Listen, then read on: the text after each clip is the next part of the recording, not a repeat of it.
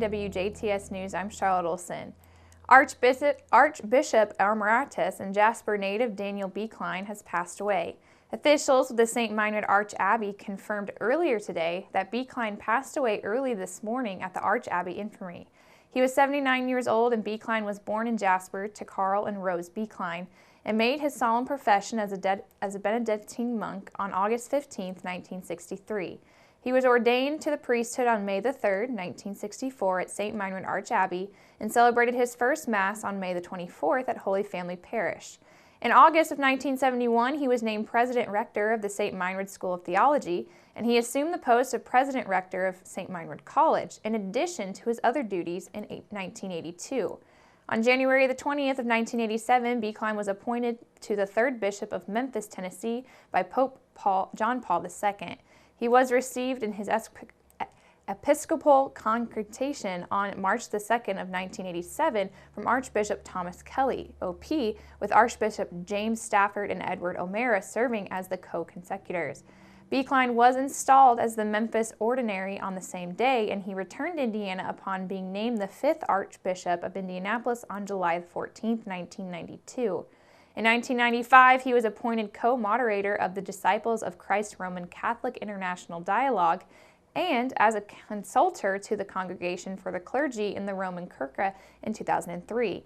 On January 18th of 2008, B. Klein was diagnosed with Hodgkin's lymphoma, more commonly known as Hodgkin's disease. In June of that same year, B. Klein announced that his cancer was in remission and his regular routine would resume in August. In March of 2011, he suffered a small stroke and was admitted to St. Vincent Hospital in Indianapolis. Pope Benedict XVI accepted his recognition in September of that year for reasons of health because of the stroke and the cancer that he had been suffering. After his resignation, Archbishop B. Klein returned to the Benedictine monastic community at St. Meinrad Arch Abbey. He wrote a weekly column entitled Seeking the Face of the Lord for the official newspaper, and also funeral arrangements will soon be announced by the St. Meinrad Arch Abbey. Formal charges were filed on Wednesday against the Birdseye man accused of firing a shot at a DuBois County Highway Department worker who was plowing snow in front of the suspect's residence. 76-year-old Virgil Cruz is being charged with battery by means of a deadly weapon and battery resulting in moderate bodily injury, criminal recklessness, pointing a firearm, and criminal mischief.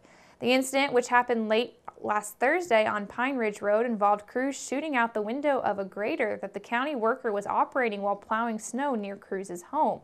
The highway worker received minor injuries to his face from the flying glass. Bond has been set at $10,000 cash only, and Cruz's next court appearance is scheduled for March the 5th. Jasper police were kept busy with a pair of shoplifting incidents at the Jasper Walmart stores that led to arrest on Wednesday afternoon.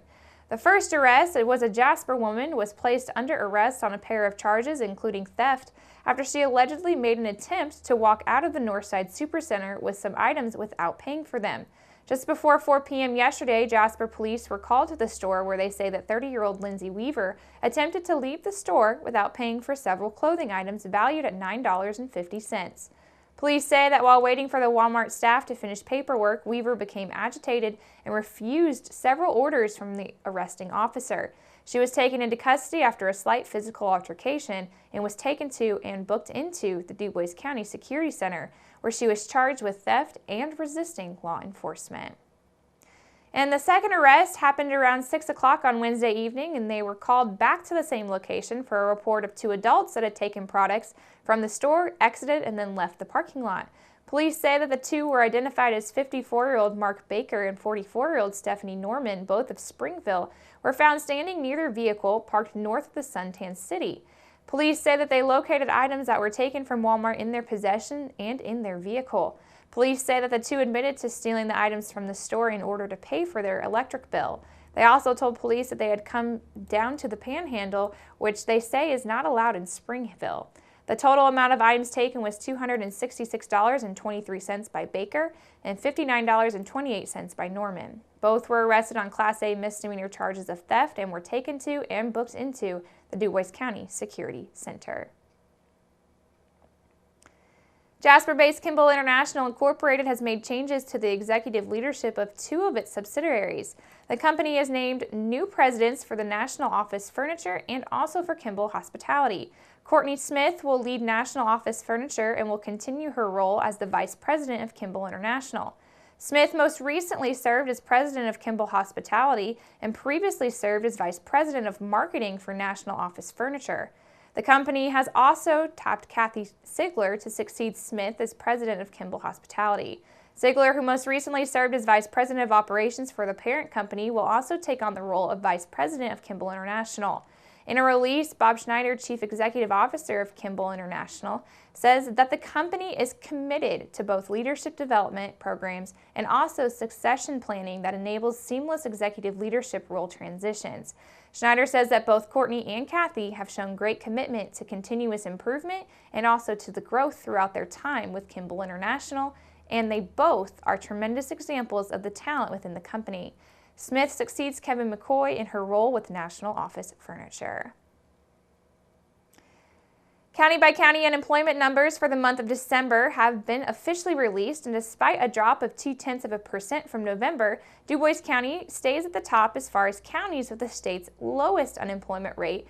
And figures provided Wednesday by the Indiana Department of Workforce Development says that the county's December rate stood at 2.2%, down from 2.4% in November's, which was tops statewide at the time.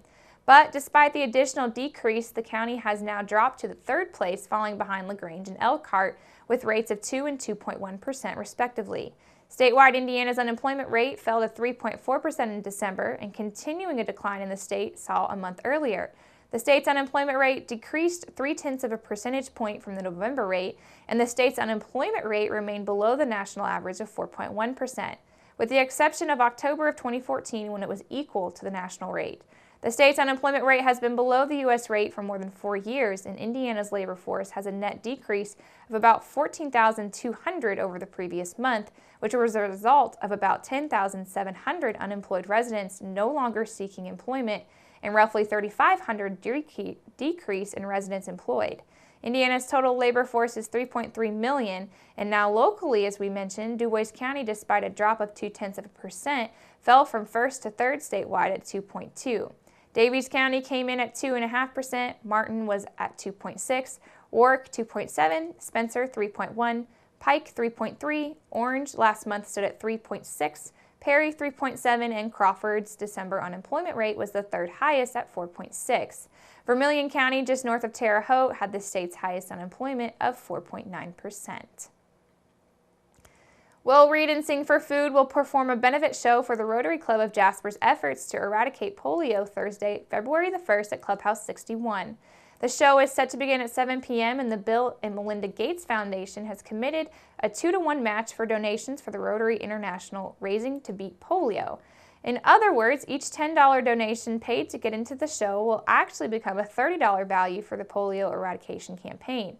A similar match was offered at last year's Rotary Club of Jasper show, resulting in a record-setting $17,000 Will Read and Sing for Food event. Scheduled performers include musicians Zion, Jelnelta Fisher, Sean Needham, Kyle Leakin, Debbie Sheeter, Mark Stezik, and of course, humor writer Scott Solomon.